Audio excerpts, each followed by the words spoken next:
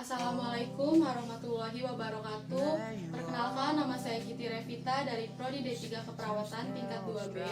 Di sini saya akan melakukan tindakan praktek yaitu pemeriksaan fisik ANC atau antenatal care. Nah, sebelum saya melakukan praktek atau tindakan ANC ini tersendiri, di sini saya akan menjelaskan terlebih dahulu apa itu ANC atau antenatal care. Jadi, ANC atau antenatal care merupakan pemeriksaan fisik kehamilan untuk mengoptimalkan kesehatan mental maupun fisik dari ibu hamil itu tersendiri. Nah, ANC ini sendiri memiliki tujuan yaitu untuk memenuhi hak setiap ibu hamil untuk memperoleh pelayanan antenatal sehingga ibu hamil mampu menjalankan kehamilannya yang sehat. Nah, manfaat antenatal care sendiri bagi ibu hamil yaitu yang pertama untuk mengurangi komplikasi kehamilan, yang kedua untuk mengurangi penyulitan masa antepartum. Nah, yang ketiga yaitu untuk meningkatkan kesehatan jasmani dan juga rohani dari ibu hamil itu tersendiri. Selanjutnya supaya ibu hamil dapat melakukan persalinan secara aman.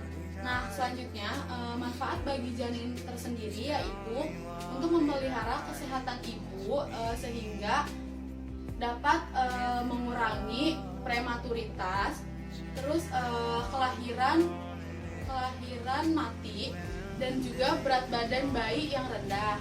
Nah, selanjutnya yaitu ada indikasi dari antenatal care itu tersendiri. Indikasinya itu yaitu ibu pasca bersalin mulai dari 24 jam hingga 6 minggu. Selanjutnya yaitu jadwal pemeriksaan antenatal care. Jadwal pemeriksaan antenatal care di sini ada 3 kali jadwal. Yang pertama yaitu minimal 1 kali pada trimester pertama, yaitu dengan usia kehamilan kurang dari 14 minggu. Yang kedua yaitu minimal 1 kali pada trimester kedua dengan usia kehamilan 14 sampai 28 minggu. Yang ketiga, minimal 2 kali pada trimester ketiga dengan kehamilan lebih dari 28 minggu hingga lahir. Nah, selanjutnya di sini saya akan menyebutkan alat-alat apa saja yang akan digunakan. Nah, yang pertama itu ada timbangan untuk mengukur berat badan si ibu. Selanjutnya ada pengukur tinggi badan. Setelah itu ada baki yang berisi sphygmomanometer, stetoskop, meteran atau medline. Selanjutnya ada pen light, ada tong spatel, refleks hammer, linek untuk mengukur detak jantung bayi. Selanjutnya ada bengkok, ada jam tangan yang ada detiknya. Setelah itu ada handscoon. Setelah handscoon ada alat tulis. Setelah alat tulis ada termometer dan juga ada larutan klorin 0,5%. Nah, di sini langkah yang pertama harus dilakukan yaitu kita mengukur berat badan dan juga tinggi badan dari si pasien atau ibu hamil tersebut. Selanjutnya di sini yang pertama kita lakukan pengukuran berat badan dan juga tinggi badan pada si ibu. Nah, ibu sebelum kita melakukan pemeriksaan antenatal, kita melakukan pengukuran tinggi badan dan juga berat badan dulu ya Bu ya. Baik ibu, silakan diukur berat badannya.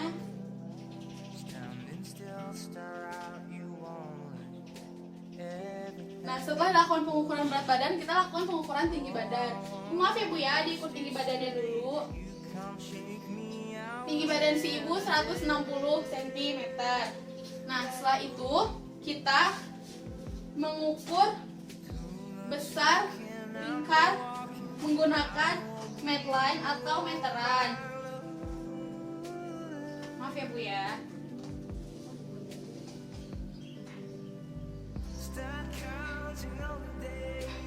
Besarnya sekitar 85 cm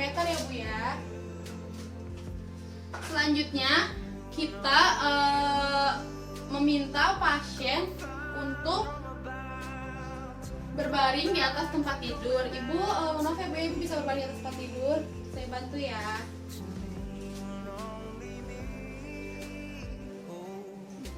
Gunakan selimut.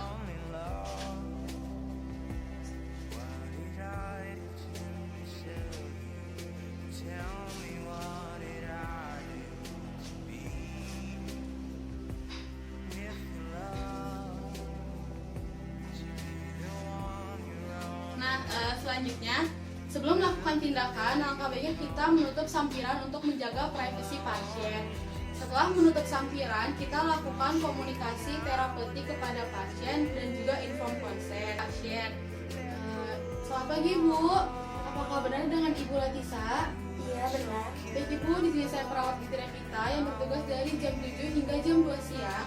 Di sini saya akan melakukan pemeriksaan antenatal care ya Bu ya, yang bertujuan untuk memenuhi hak setiap ibu hamil supaya pelayanan antenatal ini dapat menjalani kehamilan yang sehat. Apakah Ibu bersedia? Iya bersedia. Baik Ibu, waktunya kurang lebih 20 menit. Tempatnya di sini aja ya Bu ya. Saya izin ke belakang untuk mencuci tangan dan menyiapkan alat terlebih dahulu. Nah, setelah itu kita mencuci tangan dan menyiapkan alatnya. Kita mencuci tangan 6 langkah. Lepas semua perhiasan yang ada di tangan. Cuci tangan 6 langkah.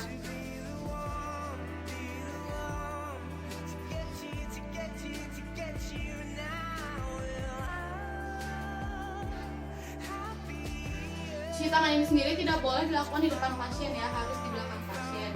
Setelah itu kita menyiapkan alat.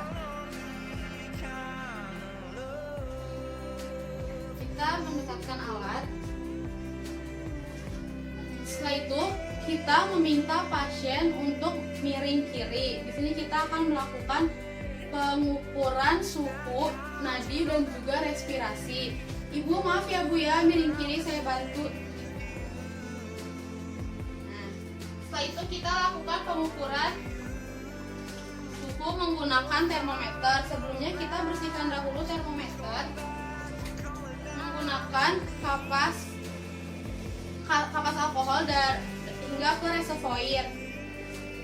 Ibu, mohon maaf ya Bu ya, bajunya saya buka. Letakkan termometer pada aksial pasien.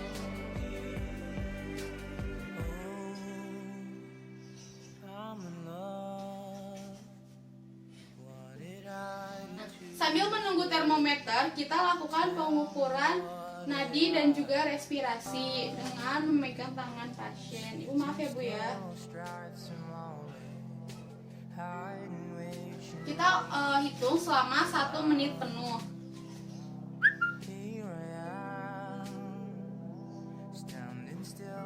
Jika sudah melakukan pengukuran nadi dan juga respirasi, kita ambil termometer yang telah berbunyi. Maaf ya Bu ya, saya ambil. Setelah itu kita lihat hasilnya. Suhu si ibunya normal ya Bu ya. Nah,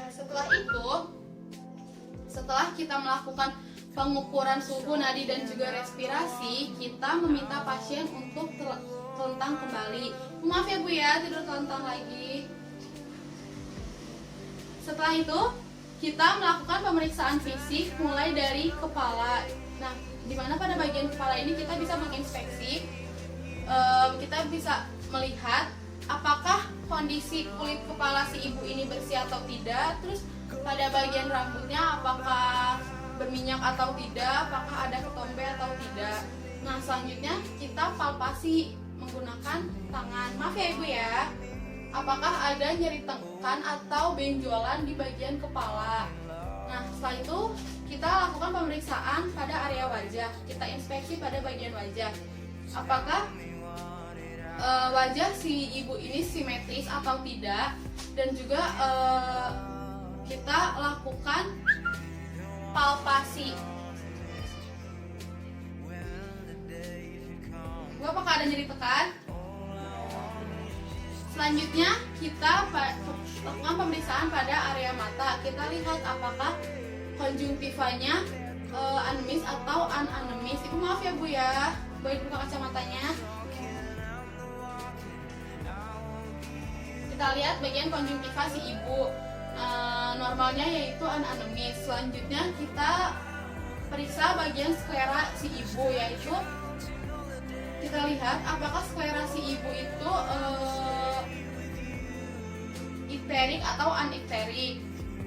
Selanjutnya kita lakukan pemeriksaan pupil menggunakan pen light.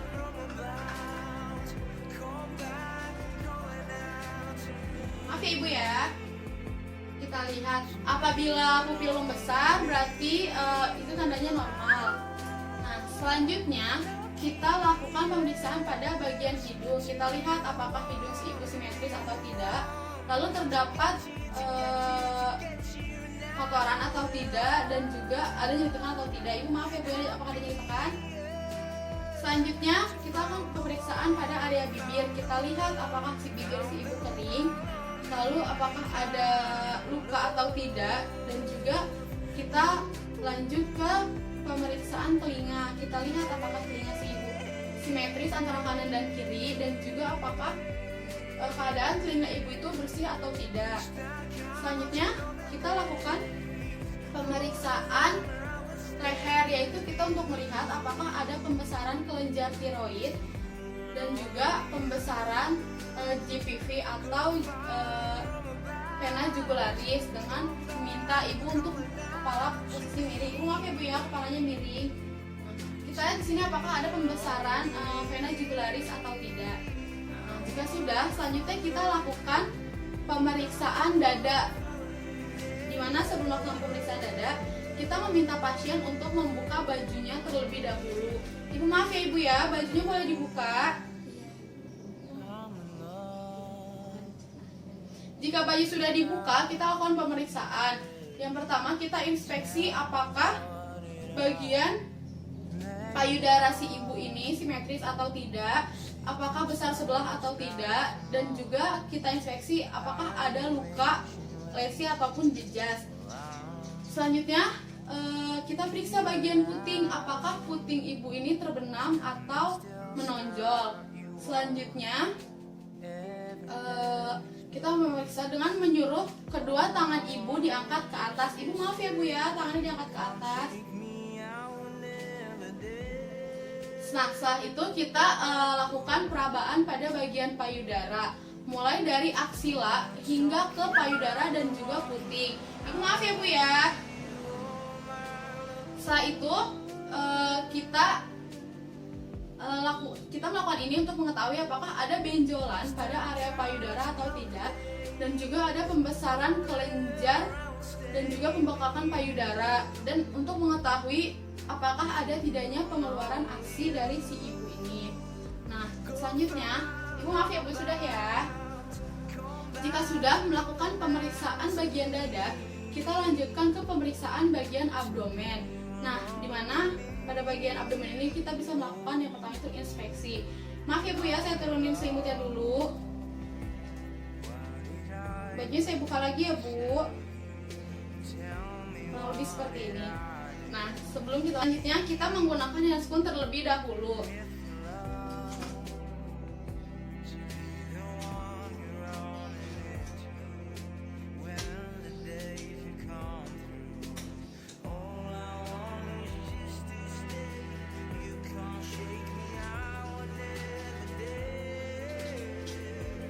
Setelah itu kita lakukan pemeriksaan pada bagian abdomen. Yang pertama kita inspeksi dulu kondisi perutnya.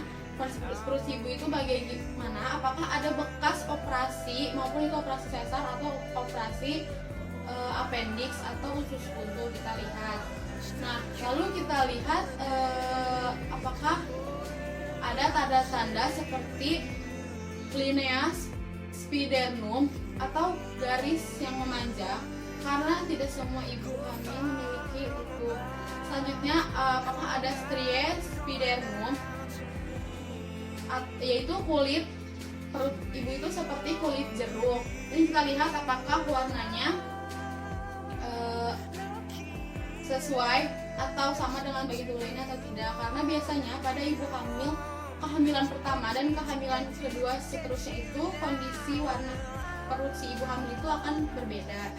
Selanjutnya, setelah kita inspeksi bagian abdomen ibu, kita lakukan pemeriksaan Leopard, di mana pemeriksaan Leopard ini ada 4, yaitu pemeriksaan Leopard pertama, pemeriksaan Leopard kedua, pemeriksaan Leopard ketiga, dan juga pemeriksaan Leopard keempat. Nah, di sini kita lakukan pemeriksaan Leopard pertama. Nah, selanjutnya kita letakkan kedua tangan di bagian kanan kiri perut ibu. Setelah itu, sambil menekan ke atas untuk menentukan tinggi fundus paling atas. Nah, jika sudah, posisi tangan atas berada di bagian atas dan posisi tangan kiri yaitu untuk menentukan atau mengukur tinggi dari fundusnya itu mulai dari pusar. Di sini posisinya tinggi fundus itu 3 jari di bawah PX atau processus xiphoideus, di mana usia kehamilan atau kandungan si ibu ini sudah 9 bulan. Selanjutnya kita meraba bagian yang didapat di fundus, apakah itu bulat, keras, atau melintang. Jika bulat, keras, dan melintang itu berarti tandanya kepala. Nah, jika bundar, lunak, dan juga lentik itu berarti bokong. Nah, selanjutnya kita melanjutkan ke pemeriksaan Leopard 2, di mana pemeriksaan Leopard 2 ini kedua tangan kanan dan kiri kita itu berada di perut ibu pasien. Nah, tangan kiri itu diam dan tangan yang kanan itu menyusuri dan merasakan seperti apa seperti apa yang hasil yang kita raba, apakah keras, lunak, dan juga tidak ada tahanan. Nah, jika seperti itu berarti ini tuh merupakan bagian punggung.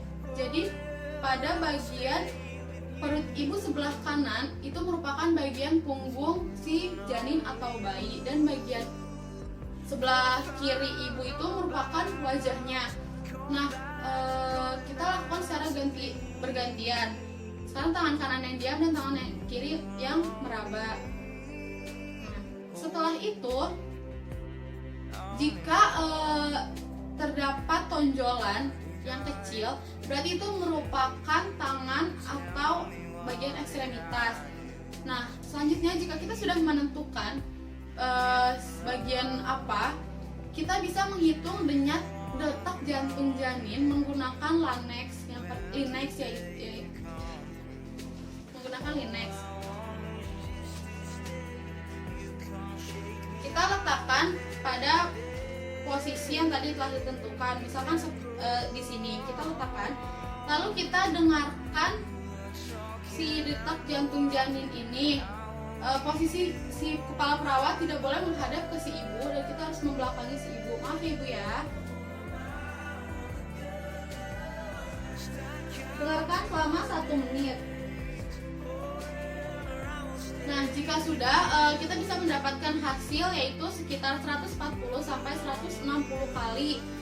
Nah, setelah kita melakukan pemeriksaan Leopard 2, kita lanjutkan ke pemeriksaan Leopard 3, yaitu untuk mengetahui apakah bagian terbawah janin sudah masuk ke PAP, yaitu pintu atas panggul atau belum. Nah, dengan cara tangan kiri kita itu berada di bagian bawah si perut pasien dan tangan kanan kita itu berada di atas perut ibu pasien. Nah, caranya itu dengan cara kita menggoyangkan perut si ibu. Maaf ibu ya. Nah, jika pada bagian bawah sini masih bisa digoyangkan, berarti kepala atau bagian terbawah janin itu belum masuk ke daerah PAP. Tetapi jika sudah tidak bisa digoyangkan, berarti bagian terbawah janin sudah masuk ke bagian PAP. Selanjutnya kita akan pemeriksaan Leopard 4. Nah, sebelumnya pada pemeriksaan Leopard 4 ini kita anjurkan pasien untuk meluruskan kakinya terlebih dahulu. Maaf ya Bu ya, kakinya diluruskan.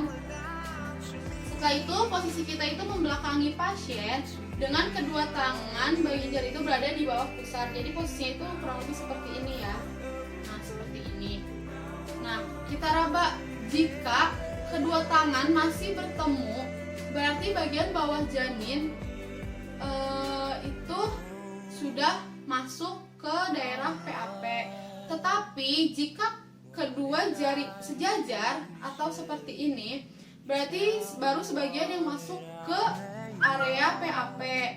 Nah, lalu jika posisi si tangan melebar seperti ini, berarti masih ada atau kemungkinan si janin belum masuk ke daerah PAP atau pintu atas panggul. Nah, jika sudah, Ibu sudah ya Bu ya, kita pasangkan kembali baju pasien.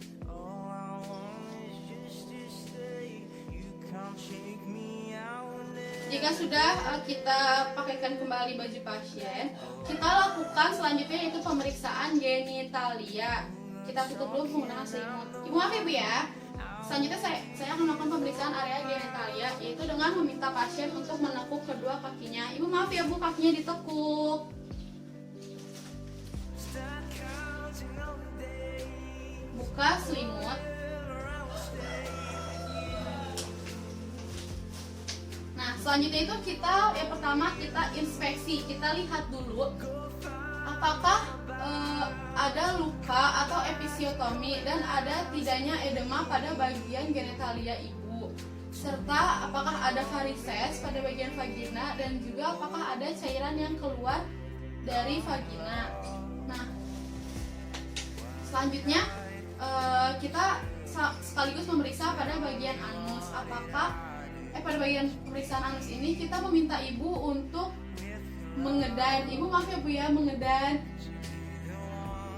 Kita meminta pasien untuk mengedan, yaitu untuk mengetahui apakah ada atau tidaknya hemoroid. Nah, selanjutnya kita lakukan pemeriksaan pada bagian ekstremitas. Ibu maaf ya Bu, diluruskan saja. Pada bagian ekstremitas ini kita lihat apakah pada bagian paha itu terdapat edema, varises atau warna kemerahan, dan juga pada bagian betisnya sama kita lakukan pemeriksaan apakah terdapat edema, varises dan juga nyeri betis. Nah, setelah selesai melakukan pemeriksaan bagian ekstremitas, kita lanjutkan dengan pemeriksaan punggung. Kita meminta pasien untuk miring terlebih dahulu. Ibu maaf ya Bu ya, tolong miring. Setelah itu kita inspeksi bagian punggung. Kita menentukan apakah ada atau tidaknya spider navi dan juga kita lihat untuk tulang belakangnya. Nah, setelah itu kita palpasi bagian tulang belakang. Setelah kita melakukan pemeriksaan punggung, kita lakukan pemeriksaan refleks kamar. Ibu, selanjutnya kita lakukan pemeriksaan refleks kamar ya. Ibu bisa duduk, saya bantu ya Bu.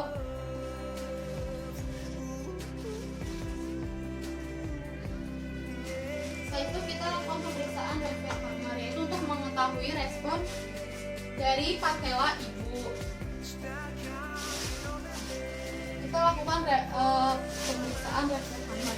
Maaf ya Bu ya. Jika kaki ibu ketika diketuk mengangkat, berarti itu refleksnya bagus.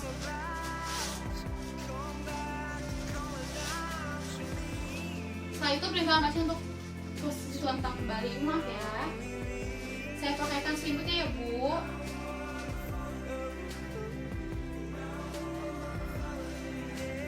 Jika sudah selesai, kita bisa langsung memakaikan pakaian dalam pasien. Nah, setelah itu kita menginformasikan hasil dari pemeriksaannya kepada pasien. Ibu, hasil dari pemeriksaan kita tadi didapatkan posisi bagian terbawah janin ibu, yaitu bagian kepala ya Bu ya. Dan bagian kepalanya itu sudah memasuki area PAP atau pintu atas panggul, jadi udah siap untuk melahirkan ya Bu ya. Nah, setelah itu kita merapikan alat dan mencuci tangan. Kita rapikan alat terlebih dahulu. kita lepas handscoon dan rendam handscoon di larutan klorin 0,5%. Setelah itu kita mencuci tangan 6 langkah.